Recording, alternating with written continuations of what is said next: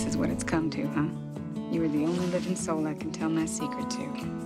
I painted every single one of them. Every big eye. Me. And no one will ever know but you. I play Margaret Keane, who is a painter, and as we find her is leaving her husband. She's just going to be a single mother in San Francisco, declaring herself as an artist, and she's very scared and but hopeful. And she meets this charming fella named Walter Keane. She kind of can't believe he's interested in her, and he sort of sweeps her off her feet, and he's willing to accept her daughter as well. And she sees this as a wonderful opportunity to start life over as an artist.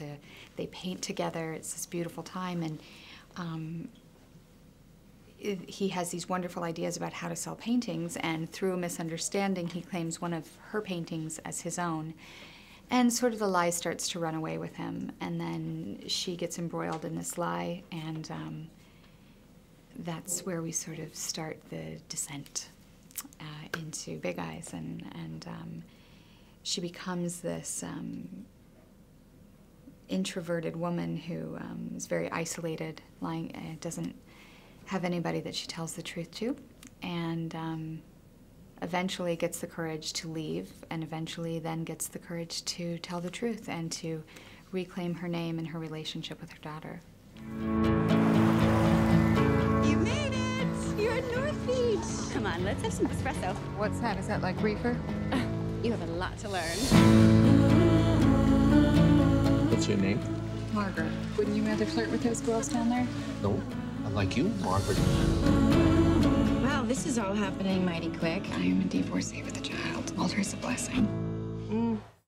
It was just very present. I mean, you know, you didn't see other art on the wall. You didn't see Matisse things or Picasso's or anything, Keane's, you know, and there's just something about sort of fascinating as a child seeing it hanging in people's living rooms. My grandmother had, you know, dentist's office sitting in the waiting room, you know, and I always was fascinated, like, why do you have a picture of a weird child on your wall? You know what I mean? It's like, so that's what fascinated me about the work itself is quite, you know, strange. These sad children and somewhat mysterious, but slightly sinister, you know, so like a child from a horror, Village of the Damned or something, you know, a child out of a horror movie, you know, and so that, and the polarization of people's opinion, you know, some people obviously loved it, had it hanging in their living room, and some people thought it was the downfall of civilization, you know, so that kind of response I found quite interesting, even at the time.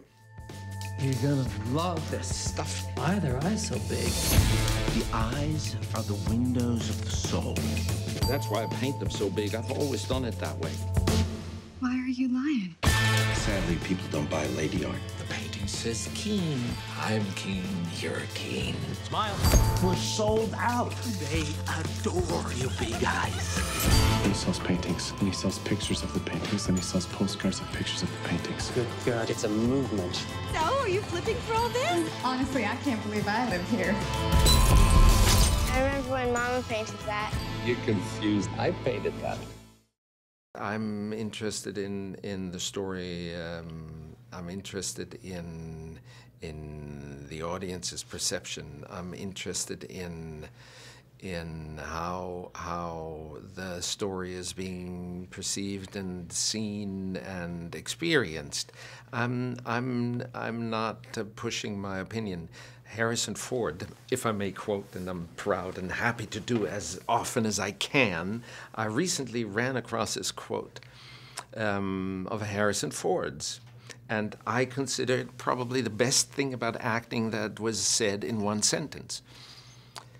My job as an actor is not to show you how close I am to the character. My job as an actor is to show you how close you are to the character. This is what Big Eyes is about. And this is what every other great story that's worth telling is about. So that's why, you know, when asked, tell me about your character, why? Do you need an instruction manual for watching a movie? No, of course you don't, because the movie was made for you. It wasn't made for me to spark my idea and opinion about it. I'm just the actor. I'm supposed to vanish once the movie comes together. I'm supposed to be not even remotely in the vicinity. This is all story, and now it's your turn to tell me. It's funny because normally with the film, I have a really strong idea of what I want them to take away, but this is Margaret's story, and so at one Q&A I asked her, like, what do you want people to take away from your story? Because it's one thing to make a film, and it's another to live it. So what do you want them to take away? And she says, stand up for yourself, stand up for truth,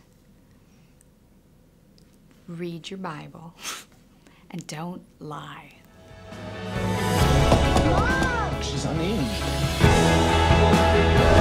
You don't even know what the truth is! So, who is the artist?